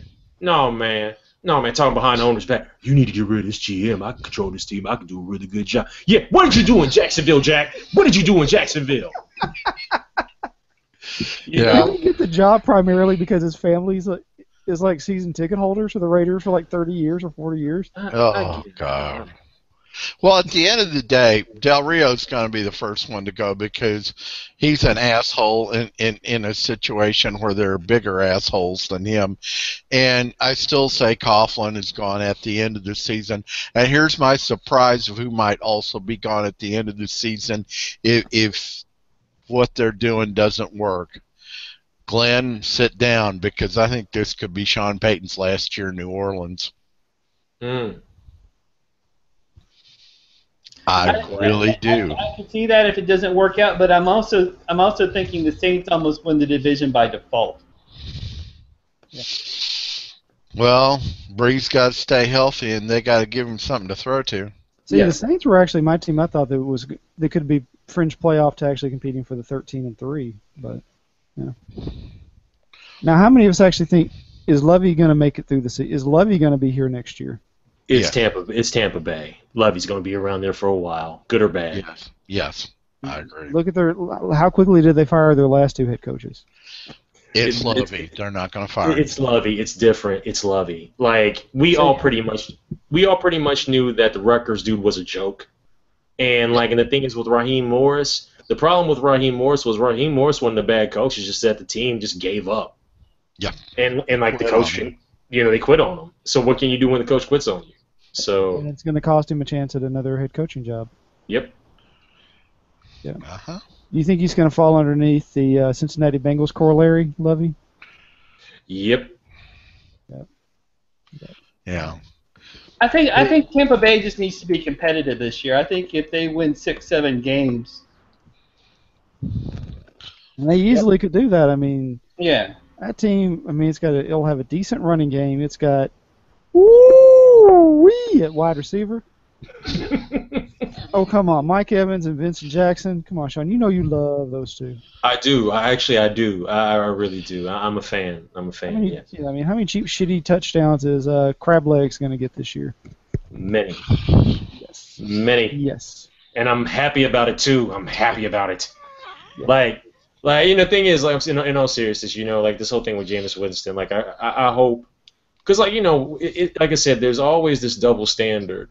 And I really hope that he proves to people that that he can be a good dude, that he can change his life, and that he can be a positive person and just play football and really do good or great things. That's what I'm hoping for. Don't know if that's going to happen, but I'm telling you right now, from a fantasy football standpoint, I know first week against Tennessee, if y'all ain't playing him against Tennessee, that's free points, man. Because Tennessee ain't got no defense. Tennessee ain't got nothing except Kendall Wright and Marcus Mariota, and that's it. Didn't they trade for 3 running backs from other teams too? We don't talk about that because those aren't running backs. They're just athletes. I don't know what they are. I don't know. Here's how bad it is for Tennessee right now. This is how bad it is for Tennessee right now. Bishop Sankey was the first running back drafted, not in this draft but the previous draft, in the second round. Bishop Sankey. I repeat, Bishop Sankey. And there was nothing on tape. And there was nothing on tape to make anyone believe that Bishop Sankey is going to be a superstar. That's how bad it was. And he went into camp. He went into camp this year as the number 2 back behind a rookie who I don't even know what that dude gonna do. And then there's Dexter McCluster, which is I don't get it. None of it makes sense. None of it makes sense. The only guarantee is that Kendall Wright's going to get a bunch of targets. That's it, and maybe Delaney Walker. But after that, I'm what is this? Dorial Beckham Green could be really good, but I don't know. Who knows? That team's a hot mess. They also have a horrible general manager. How has he had a job? How has he maintained work? See, this is what I'm talking about. It is amazing. You could be incompetent at your job in the NFL and maintain a paycheck for years. Steve, I've got a question for you. Bud Adams died last year. Have they sold the team? No. Are they going There's been speculation that they were going to sell the team, and there have been other people who've moved up to become president and CEO, but they have not sold the team as of yet, and I think that team wasn't Hunt's toasty. Well, I think personally, as someone who lives in the state of Tennessee, I'd like to see someone from Tennessee own the damn team. Well, the whole speculation is that they're going to trade ownership with the Browns. Well, I could see that. Sean just lost his shit laughing. Are you still? You can laugh on Mike. Don't forget, owner of the Browns is the current governor's brother. So yes, and just as inept. Yeah, oh, that would be worse. That would be horrible. That's not something I would want. But if, I could see it happening. I really could, and that would be so sad. I mean, that's a situation where it would hurt both teams. But you know what? We are Memphis, and that is Nashville, so we do have that hate on for Nashville. So there's a kind of fuck 'em aspect to it as well. That's why not only do you get the Titans preseason games here, you get the Rams preseason games here. Unfortunately, you don't get the Saints, and I don't know why, because probably this town, after the Cowboys, more people are Saints fans than anybody else. Than any other team. They're Steelers fans, number 2. Well, yeah, they're Steelers fans, but they're not as many Steelers fans as there are Saints fans here. Yeah, I don't fucking understand why we get Rams. I only know one Rams fan. One. Number 1, it's St. Louis. Fuck St. Louis. Because of the popularity of the baseball team. It's St. Louis. Look, this was the football Cardinals used to broadcast their games here, TV and radio. So that's not a shock. Plus, the greatest receiver in Rams history is a former Tiger. So that guy. No. How about Isaac Bruce? You're talking St. Louis Rams, right? St. Louis Rams. Okay, because if you're talking LA Rams, there's no way. No.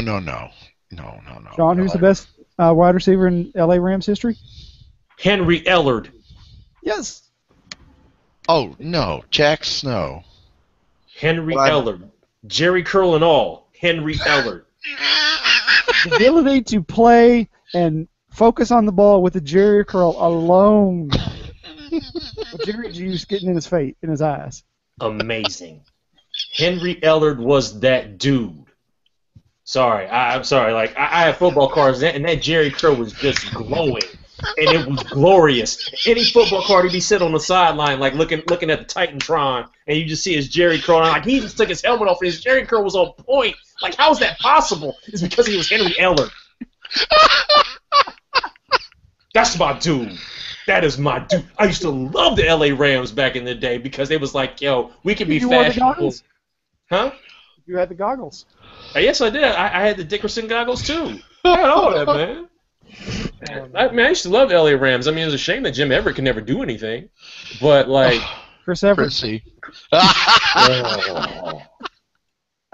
Footsteps Everett.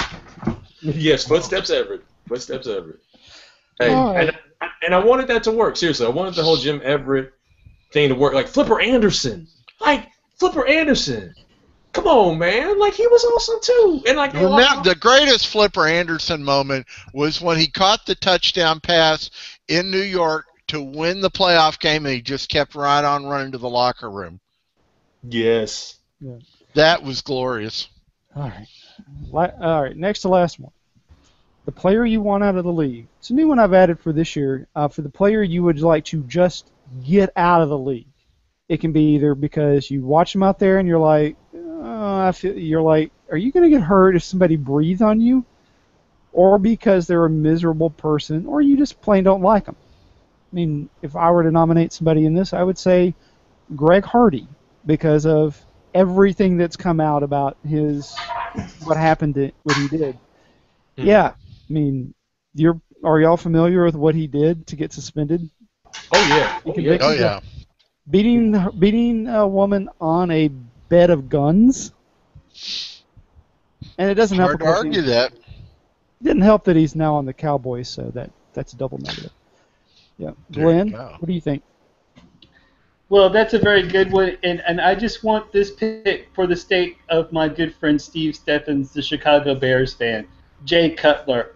He is going to continue to rip the heart out of the Bears fans. He does not need to be the starting quarterback there. He just needs to be gone. He's just not a good starting quarterback. I completely appreciate your sympathy, and I accept it wholeheartedly. Mine is for a different reason. Wes Welker, for God's sake, retire before you die. Yeah, that's the whole Seriously. reason I put the health thing on there, because I knew somebody would pick him once I put that on. Wes Welker does not ever need to be in pads or helmet again. If he's going to be on the field, it should be as a coach or with a microphone. He should not ever be allowed to play again because he'll be one of these guys who sticks a shotgun to his heart in 10 years if he doesn't stop now. Oh, and by the way, Glenn, Sean would completely disagree with you wanting to get rid of Jay Cutler because of who the backup in Chicago is. But moving on from that, Sean, who's your choice for player you want? Get the hell out of the league. Don't get me started on Jimmy Clausen. Don't do that. Don't do that. That's bad. Hey, look, we've got bad. a Notre Dame fan here. He's a guy. Okay. Thunder. He picked Notre Dame to go to the college football playoff. I did, and proudly. Moving on. And he was sober. I will point out he was sober. It's okay. Hey, man. Hey, look, we all got a dream. We all got to have dreams. We all got to have dreams, and we need to stick. We need to stick to these dreams and believe in these dreams. So no, I'm to the point. No, in all seriousness, like the whole, Wes. In all sincerity, Wes Welker was on my list because like this dude has taken a beating, and it's kind of frightening. It's really frightening. In all honesty, how much of a beating this guy has taken over the years. It's like it's okay. It's like, yo, man, it's all right to just stop. But he's one of those guys like many others. It's just that they can't stop. They can't. They just can't. They love the game so much they can't leave it. And I don't know, man. It's scary. It's like, what do you do with this guy? He Dude, won't quit. you want to be able to walk later in life. You got a long life ahead of you, hopefully. Yeah. Yeah, and it's just a tragedy, and it's like he is so determined to show up Belichick for cutting him loose when probably it was the smartest thing Belichick did. It wasn't just for the sake of the team, it was for Welker's sake.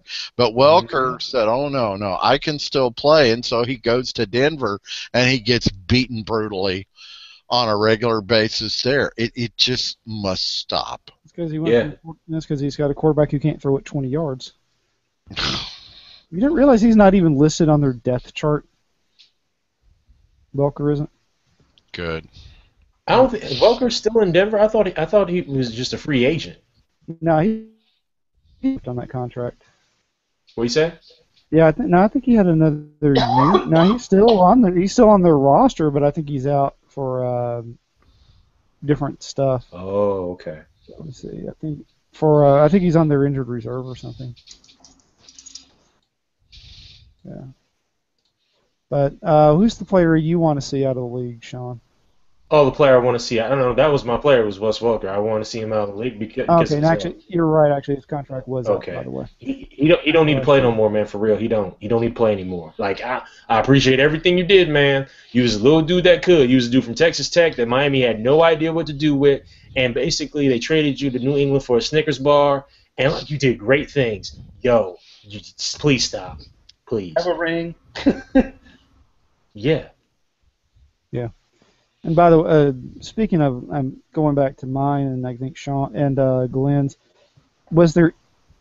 Did we all have that bit of Schadenfreude when Junior Gillette got hurt? Yeah. Like immediately. Yeah. Pretty much. Immediately he got hurt. Felt good.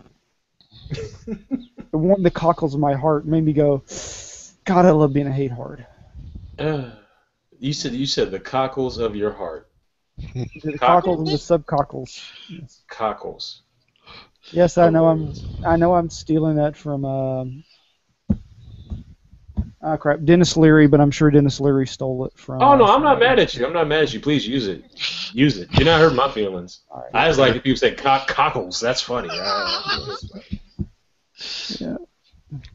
And Steve, who did Dennis Leary steal his entire act from? Actually, Glenn knows this better than Steve. Yeah. Glenn? I don't know. Who did he steal it? Are you saying he stole it from Sam? No, No, he stole it from somebody else. The comedian who died of cancer. Oh, Carlin. Huh? George Carlin? No. Come on, think about it. Famous comedian. Couldn't get on Letterman. His stuff kept getting cut for Letterman. Oh, Bill Hicks. Yes. Oh, shit, you're right. He did steal Bill Hicks. Yeah. Bill Hicks was fucking brilliant, people. Have you ever heard Bill Hicks, Sean? Oh, yeah, yeah. Yeah, you knew that. You're like, yeah, he stole Bill Hicks. Bill Hicks. Except he was even more profane. Yeah. All right. Yes. Sean, give me your AFC division winners and then the other two playoff teams. Oh, okay. That's oh boy. All right. Want me to cycle back to you? No, I got it. Just give me a second. I'm pulling up the league site. It's only going to take me a second. I can run through it. Okay. AFC East, New England because New England. Let's see. AFC North, I'm going to go with Pittsburgh because Andy Dalton will never lead Cincinnati to the promised land. Roadhouse. In the South, it's going to be Indianapolis by default. In the West, it is going to be Denver by default. Your wild cards will probably end up being San Diego and Miami. In the NFC, you're looking at, let's see here.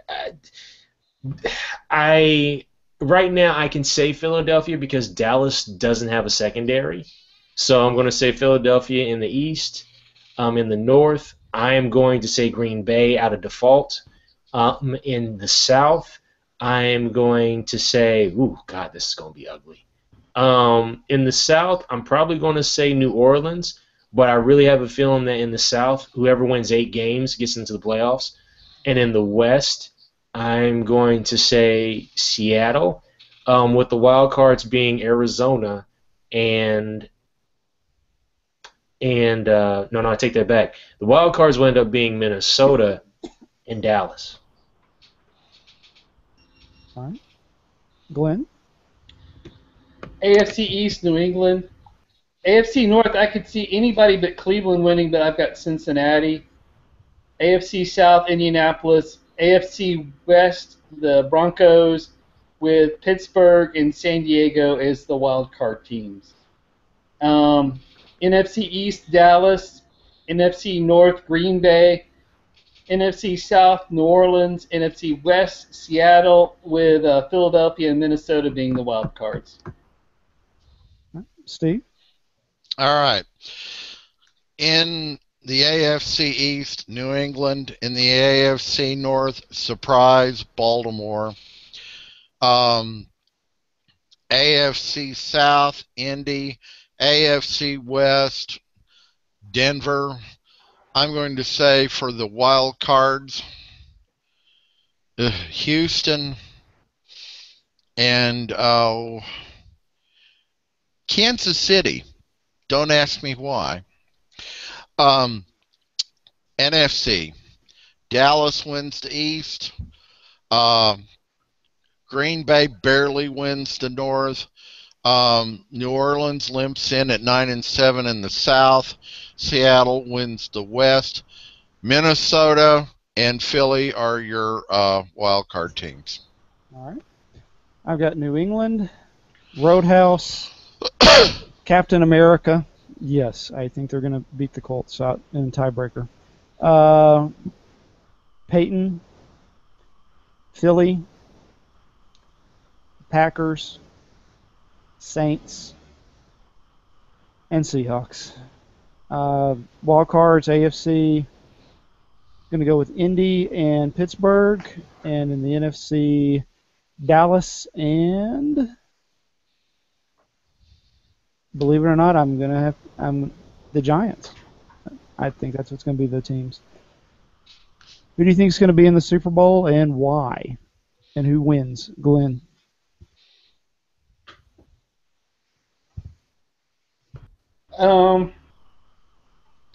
I think New England's going to come out of the AFC because it seems like the other teams that are going to make the playoffs Cincy needs to be able to prove that Andy Dalton can win big games. I don't think Indianapolis is there yet, and Peyton is yet to do well in the playoffs. And then I'm gonna go Green Bay, just because I think Aaron Rodgers is going to be able to put together a playoff run, and I don't trust Dallas. Dallas is going to be a playoff team, but I still don't think they have it all together to go all the way.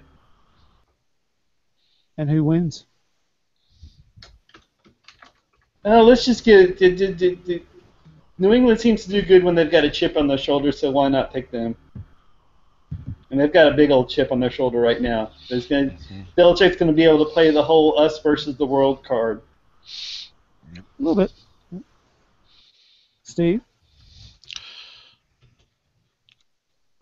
Brady's in FU mode, and so is Belichick. They roll through the whole league. They play Dallas, and Tony Romo throws a critical interception, and that wins the Super Bowl for New England.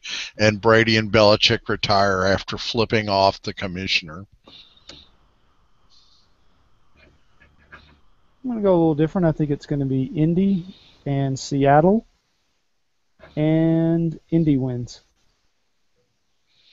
I just think it's going to be a strange year, and that's going to be my outside of the box pick: is Indy versus Seattle, with Indy winning. Sean?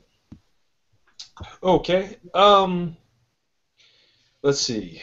As long, you know what, man, it's crazy because I think no matter what happens, like Seattle also will find a way to get back to the championship game. They'll find a way. And so I got Seattle on one side, and on the other side, I actually, so many teams. Nope, Pittsburgh doesn't have enough of a defense to make it hold. Somehow, I think you're going to get a rematch of last year's Super Bowl. I think it's going to be Seattle versus New England again. I'm sure that's what the NFL would want, for sure. But I see a rematch of last year's game, and I see Seattle winning. So that's my opinion. You mean he decides to hand off to Marshawn Lynch instead of throwing a pick? Yeah, man. Like that was all Pete. That was all offensive. That was Pete Carroll having a Rose Bowl flashback. Yeah. I'm going to tell you this: if there's any team that's offensive, what the hell? Who is probably the beer can pyramid over here? My dog galloping through the house. Okay. I know. I mean, we're talking about Seattle, but do we also realize that offense is in some possible major trouble? They traded Christian Michael. They cut Turbin. Marshawn Lynch could hit the wall any moment. But that's why they signed Fred Jackson. See, but this is Fred Jackson. Yeah, that's because Fred Jackson already hit the wall. Yeah, I know, but it's Seattle though. This is what they always do. He already said he's only going to block and play third down. But this is what they do. They do this all the time. Like it's just like wide receivers. They're garbage. I know, but they still win, and they found a way to make it work within their system. They ain't got no Cam Chancellor. I know, but they always find a way. They lost some of their pass rush. But last year they lost stuff and they still found a way to win. The year before that they lost stuff and found a way to win. They always do this, especially over the last few years. I don't know what's in the system. I don't know what they be drinking. I don't know what's going on. They find a way. Oh damn! But think about how better that team got, and once Percy Harvin left. Yeah, a little bit. Nola, calm the fuck down. And you know what? I think that's the best. I think that calm the fuck down is a good way to end the show. Everyone, thank you for listening, and we'll be back next week with a new Sports Noise. And we are out in Glen. Bye.